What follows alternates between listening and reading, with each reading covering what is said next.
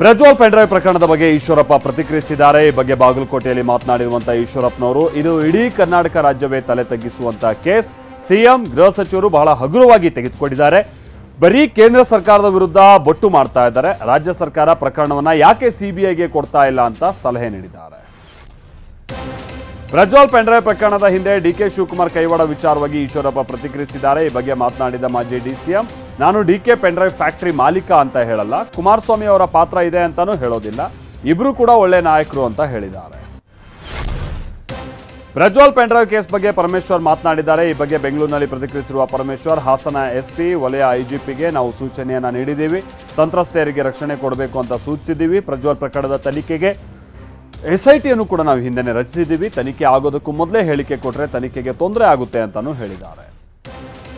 ಗೃಹ ಸಚಿವರ ರಾಜೀನಾಮೆಗೆ ಬಿಜೆಪಿ ಒತ್ತಾಯ ವಿಚಾರವಾಗಿ ಸಲೀಂ ಅಹಮದ್ ಪ್ರತಿಕ್ರಿಯಿಸಿದ್ದಾರೆ. ಈ ಬಗ್ಗೆ ಮಂಗಳೂರಿನಲ್ಲಿ ಮಾತನಾಡಿದಂಥ ಪರಿಷತ್ ಮುಖ್ಯ ಸಚೇತಕ, ಕಾನೂನು ಸುವ್ಯವಸ್ಥೆ ಕಾಪಾಡೋದಕ್ಕೆ ಸರ್ಕಾರದಿಂದ ಕ್ರಮ ತೆಗೆದುಕೊಳ್ಳಲಾಗಿದೆ. ಸರ್ಕಾರ ನಿರ್ದಾಕ್ಷಿಣ್ಯವಾಗಿ ಕ್ರಮ ತೆಗೆದುಕೊಳ್ಳುತ್ತೆ. ಕೆಲವು ಘಟನೆಗಳಾಗಿವೆ, ತಕ್ಷಣ ತನಿಖೆಯನ್ನು ಆಗ್ತಾ ಇದೆ ಅಂತ ತಿರುಗೇಟನ್ನ ಕೊಟ್ಟಿದ್ದಾರೆ.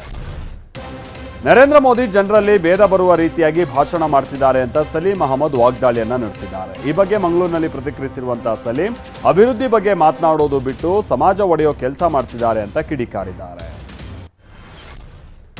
ಪ್ರಧಾನಿ ಅಭ್ಯರ್ಥಿ ಆಯ್ಕೆಯನ್ನ ಮೈತ್ರಿಕೂಟ ಅಂತಿಮಗೊಳಿಸುತ್ತೆ ಅಂತ ಸಲೀಂ ಅಹಮದ್ ಹೇಳಿದ್ದಾರೆ. ಈ ಕುರಿತು ಮಂಗಳೂರಿನಲ್ಲಿ ಪ್ರತಿಕ್ರಿಯಿಸಿರುವ ಸಲೀಂ, ರಾಹುಲ್ ಗಾಂಧಿ ಪ್ರಧಾನಿ ಆಗಬೇಕು ಅನ್ನುವಂಥದ್ದು ಯುವಕರ ಭಾವನೆ, ಖರ್ಗೆ ಬೇಡ ಅಂತ ಯಾರೂ ಹೇಳಿಲ್ಲ ಅಂತಾನೂ ಹೇಳಿದ್ದಾರೆ. ಕರ್ನಾಟಕದಲ್ಲಿ ಕನಿಷ್ಠ 20 ಲೋಕಸಭಾ ಕ್ಷೇತ್ರಗಳನ್ನ ಗೆಲ್ತೀವಿ ಅಂತ ಪರಿಷತ್ ಮುಖ್ಯ ಸಚೇತಕ ಸಲೀಂ ಅಹಮದ್ ಹೇಳಿಕೆಯನ್ನ ಕೊಟ್ಟಿದ್ದಾರೆ. ಈ ಬಗ್ಗೆ ಮಂಗಳೂರಿನಲ್ಲಿ ಮಾತನಾಡಿದ ಸಲೀಂ ಅಹಮದ್, ದೇಶದಲ್ಲಿ ಇಂಡಿಯಾ ಮೈತ್ರಿಕೂಟ ಅಧಿಕಾರಕ್ಕೆ ಬರುತ್ತೆ, ರಾಹುಲ್ ಗಾಂಧಿ ದೇಶದ ಪ್ರಧಾನಮಂತ್ರಿ ಆಗ್ತಾರೆ ಅಂತ ವಿಶ್ವಾಸ ವ್ಯಕ್ತಪಡಿಸಿದ್ದಾರೆ. ಈಶಾನ್ಯ ಪದವೀಧರ ಕ್ಷೇತ್ರದ ಕಾಂಗ್ರೆಸ್ ಟಿಕೆಟ್ ತಪ್ಪಿದ್ರಿಂದಾಗಿ ನಾರಾ ಪ್ರತಾಪ್ ರೆಡ್ಡಿ ಪಕ್ಷೇತರ ಅಭ್ಯರ್ಥಿಯಾಗಿ ಕಣಕ್ಕಿಳಿದಿದ್ದಾರೆ. ಬಂಡಾಯ ಅಭ್ಯರ್ಥಿಯಾಗಿ ಸ್ಪರ್ಧಿಸಿರುವಂತಹ ನಾರಾ ಪ್ರತಾಪ್ ರೆಡ್ಡಿಯನ್ನ ಕಾಂಗ್ರೆಸ್ ಪಕ್ಷದಿಂದ ಉಚ್ಚಾಟಿಸಲಾಗಿದೆ. 6 ವರ್ಷಗಳ ಕಾಲ ಉಚ್ಚಾಟನೆಗೊಳಿಸಿ ಪಕ್ಷದ ರಾಜ್ಯ ಕಾರ್ಯಾಧ್ಯಕ್ಷ ಜಿಸಿ ಚಂದ್ರಶೇಖರ್ ಆದೇಶಿಸಿದ್ದಾರೆ. ಕೆಪಿಸಿಸಿ ಅಧ್ಯಕ್ಷರ ಬದಲಾವಣೆ ವಿಚಾರವಾಗಿ ಸಚಿವ ರಾಮಲಿಂಗಾರೆಡ್ಡಿ ಪ್ರತಿಕ್ರಿಯಿಸಿದ್ದಾರೆ. ಈ ಬಗ್ಗೆ ಬೆಂಗಳೂರಿನಲ್ಲಿ ಮಾತನಾಡಿದ ರಾಮಲಿಂಗಾರೆಡ್ಡಿ, ಅಂಥ ಚರ್ಚೆ ಬಗ್ಗೆ ನನಗೆ ತಿಳಿದಿಲ್ಲ, ಇದ್ರೂ ಇರ್ಬೋದು, ಗೊತ್ತಿಲ್ಲ. ಯಾಕಂದ್ರೆ ಡಿಕೆ ಶಿವಕುಮಾರ್ ಅವರಿಗೆ ಡಿಸಿಎಂ ಆಗಿ ಅಧಿಕಾರದ ಒತ್ತಡ ಇರುತ್ತೆ, ಅವ್ರು ಬೇಡ ಅಂತ ಅಂದ್ರೆ ಬೇರೆಯವರು ಆಗಬಹುದು ಅಂತ ಹೇಳಿದ್ದಾರೆ. ಲಾಕಪ್ ಡೆತ್ ಆರೋಪಿಸಿ ಗಲಾಟೆ ವಿಚಾರಕ್ಕೆ ಸಂಬಂಧಪಟ್ಟ ಹಾಗೆ ಶಾಂತಿಯುತವಾಗಿರಿ ಅಂತ ಡಿವೈಎಸ್ಪಿ ಪ್ರಶಾಂತ್ ಕೈ ಮುಗಿದು ಮನವಿಯನ್ನ ಮಾಡಿಕೊಂಡಿದ್ದಾರೆ. ಉದ್ರಿಕ್ತರ ಮುಂದೆ ಅಸಹಾಯಕರಾಗಿ ಶಾಂತಿ ಕಾಪಾಡುವಂತೆ ಮನವಿಯನ್ನ ಮಾಡಿದ್ದರು. ಕಿಡಿಗೇಡಿಗಳ ಮನವೊಲಿಸಿ ಕೈ ಮುಗಿದು ಮನವಿ ಮಾಡಿದ್ರು. ಸ್ಟೇಷನ್ ಮೇಲೆ ಕಲ್ಲು ತೂರಾಟ ಮುಂದುವರೆದಿತ್ತು. ಇದು ನಿಮ್ಮ ಆಸ್ತಿ ಎಂದ್ರೂ ಉದ್ರಿಕ್ತರು ಕಲ್ಲು ತೂರಾಟವನ್ನ ನಿಲ್ಲಿಸಿರಲಿಲ್ಲ. ಕರ್ನಾಟಕ ಬಿಹಾರ ಆಗ್ತಾ ಇದೆ ಎಂಬ ವಿಜೇಂದ್ರ ಹೇಳಿಕೆಗೆ ಗೃಹ ಸಚಿವ ಜಿ ಪರಮೇಶ್ವರ್ ತಿರುಗೇಟನ್ನ ಕೊಟ್ಟಿದ್ದಾರೆ. ಈ ಬಗ್ಗೆ ಬೆಂಗಳೂರಿನಲ್ಲಿ ಮಾತನಾಡಿದ ಸಚಿವ, ಅವ್ರ ಪಕ್ಷ ಆಡಳಿತದಲ್ಲಿರುವ ರಾಜ್ಯಗಳು ಹೇಗಿದೆ, ಗುಜರಾತ್ನಲ್ಲಿ 30 ಜನರ ಸಾವಿಗೆ ಯಾರು ಹೊಣೆ, ಹಾಗಾದ್ರೆ ಅಲ್ಲಿನ ಸಿಎಂ ಗೃಹ ಸಚಿವರು ರಾಜೀನಾಮೆ ಕೊಡಬೇಕು, ಶಾಂತಿ ಸುವ್ಯವಸ್ಥೆ ಕಾಪಾಡುವುದಕ್ಕೆ ಎಲ್ಲ ಕ್ರಮ ತೆಗೆದುಕೊಂಡಿದ್ದೀವಿ ಅಂತ ವಾಗ್ದಾಳಿ ನಡೆಸಿದ.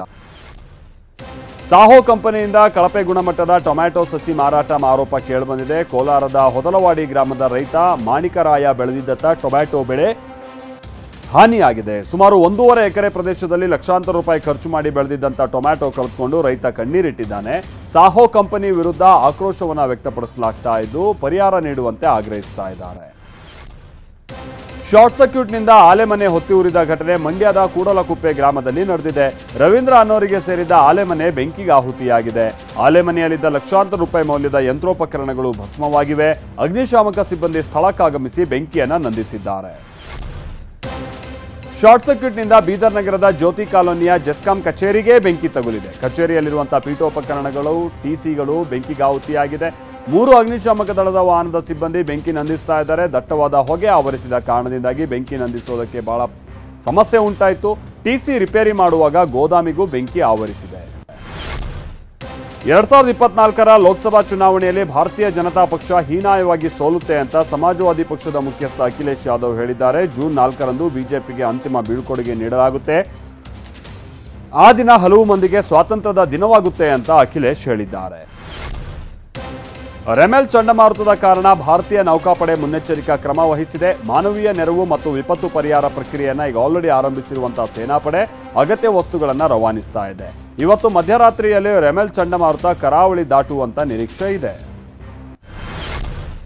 ಉತ್ತರಾಖಂಡ್ನ ಕೇದಾರ್ನಾಥನ ದರ್ಶನಕ್ಕಾಗಿ ಸಹಸ್ರಾರು ಜನ ಆಗಮಿಸ್ತಾ ಇದ್ದು ನೂಕುನುಗ್ಗಲು ಶುರುವಾಗಿದೆ. ಕೇದಾರ್ನಾಥ್ನಿಂದ ಕೇವಲ 40 ಕಿಲೋಮೀಟರ್ ದೂರದಲ್ಲಿರುವಂತಹ ಸೀತಾರಾಮ್ ಬಳಿ ವಾಹನ ಸವಾರರು ಕಾಲ್ನಡಿಗೆಯ ಮುಖೇನವಾಗಿ ತೆರಳಬೇಕಾದಂತಹ ಅನಿವಾರ್ಯತೆ ಇದೆ. ಬಟ್ ಯಾತ್ರಾರ್ಥಿಗಳು ಬಹಳ ಸಂಖ್ಯೆಯಲ್ಲಿ ಬಂದಿರುವಂತಹ ಕಾರಣಕ್ಕಾಗಿ ಜನಸಂದಣಿಯಲ್ಲಿ ಸಿಕ್ಕಾಕೊಂಡು ಹರಸಾಹಸ ಪಡ್ತಿದ್ದಾರೆ.